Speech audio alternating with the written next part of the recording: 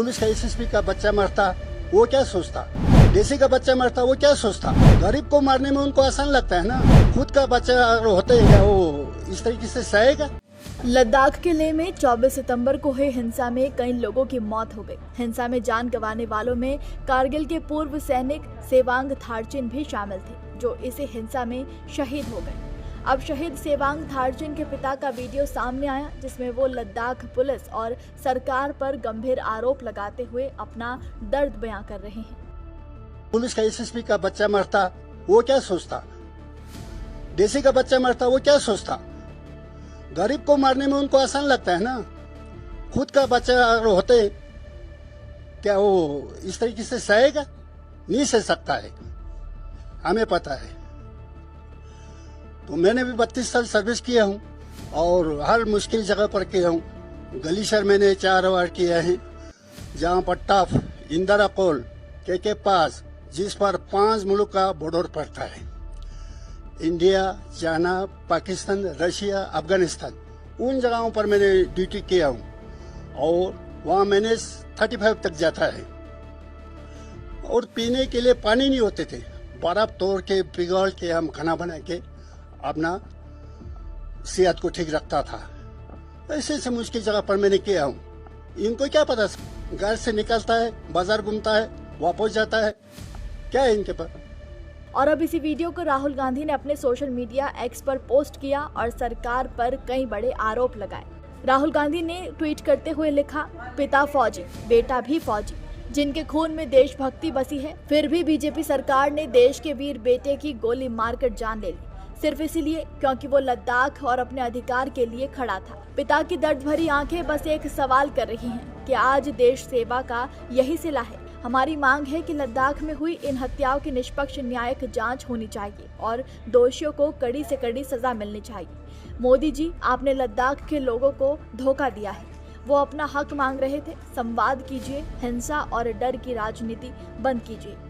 लोकसभा में नेता प्रतिपक्ष राहुल गांधी ने लद्दाख के लेह में हुई हिंसा में एक पूर्व सैनिक के मारे जाने का हवाला देते हुए ये आरोप लगाया कि प्रधानमंत्री नरेंद्र मोदी ने केंद्र शासित प्रदेश के लोगों के साथ धोखा किया है। और राहुल का ये ट्वीट अब जमकर वायरल हो रहा है।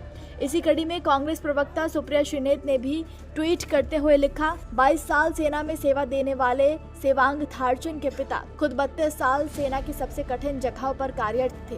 पुलिस एसएसपी जिला कलेक्टर का बेटा होता तो गोली चलती क्या। गरीब को मारना आसान है, हम गरीब हैं इसलिए बेटे को गोली मार दी गई। इस पिता की बात का कोई जवाब है मोदी जी आपके पास? ऐसे में आइए जान लेते हैं कि शहीद सैनिक सेवांग थारचिन थे कौन। बता दें कि थारचिन 1996 से 2017 तक लद्दाख स्काउट में हवलदार रहे और कारगिल युद्ध में हिस्सा लिया था। वो तोलोलिंग सेक्टर में पाकिस्तानियों से लड़े थे। रिटायर होने के बाद वो लेह में एक कपड़ों की दुकान चलाने लगे। उनके पिता स्तानजिन नामग्याल ने भी कारगिल युद्ध लड़ा है। वो 2002 में सेना में सूबेदार मेजर और मानद कैप्टन के पद से रिटायर हुए हैं। सेवांग थारचिन की उम्र 46 साल थी। उनके घर में उनकी पत्नी, 2 बेटे और 2 बेटियां हैं। तो वहीं परिवार का आरोप है कि थारचिन के शरीर पर लाठी के निशान भी हैं, जिससे लगता है कि उन्हें गोली मारने से पहले पीटा गया था। परिवार ने थारचिन की मौत को हत्या बताया है। थारचिन की पत्नी ने घटना की निष्पक्ष जांच की मांग की है। आपको बता दें कि लद्दाख पुलिस प्रमुख SD सिंह जामवाल ने शनिवार को दावा किया था कि अर्धसैनिक बलों ने आत्मरक्षा में गोली चलाई थी, क्योंकि 5000 से 6000 लोगों की भीड़ उनकी तरफ बढ़ रही थी और उन पर हमला होने का खतरा था। थारचिन उन लेह निवासियों में से थे जो क्षेत्र के लिए 6ठी अनुसूची की मांग के लिए भूख हड़ताल पर थे।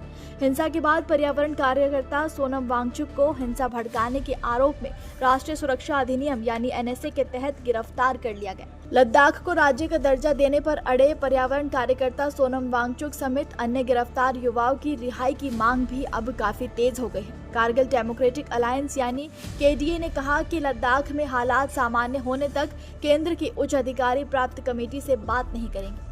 लेह अपेक्स बॉडी यानी LAB पहले ही बातचीत करने का ऐलान कर चुकी है। केंद्र ने 20 सितंबर को LAB और KDA को वार्ता के लिए बुलाया था। केंद्रीय गृह मंत्रालय ने सोमवार रात को कहा कि केंद्र लद्दाख से जुड़े मामलों पर LAB और KDA से किसी भी समय संवाद को तैयार है। गृह मंत्रालय ने भरोसा जताया कि बातचीत से सकारात्मक नतीजे ही मिलेंगे। एलएबी ने झड़पों और गिरफ्तारियों के विरोध में 6 अक्टूबर तक बातचीत से दूरी बनाई है और न्यायिक जांच और पर्यावरण कार्यकर्ता सोनम वांगचुक की रिहाई की मांग की है। कारगिल डेमोक्रेटिक अलायंस यानी केडीए ने कहा कि सोनम वांगचुक की रिहाई तक वो केंद्र के साथ बातचीत में शामिल नहीं होंगे। बता दें कि गृह मंत्रालय ने मंगलवार को लद्दाख के लेह जिले में 3 अक्टूबर तक मोबाइल इंटरनेट और सार्वजनिक वाईफाई सेवाओं को पूरी तरह से बंद करने का आदेश दिया है। नमस्कार, मैं हूं मानक गुप्ता। अगर आपको हमारा ये वीडियो पसंद आया हो तो इसे लाइक और शेयर जरूर करें और हाँ, हमें सब्सक्राइब और फॉलो करना ना भूलें ताकि आप देश और दुनिया की कोई खबर मिस ना करें।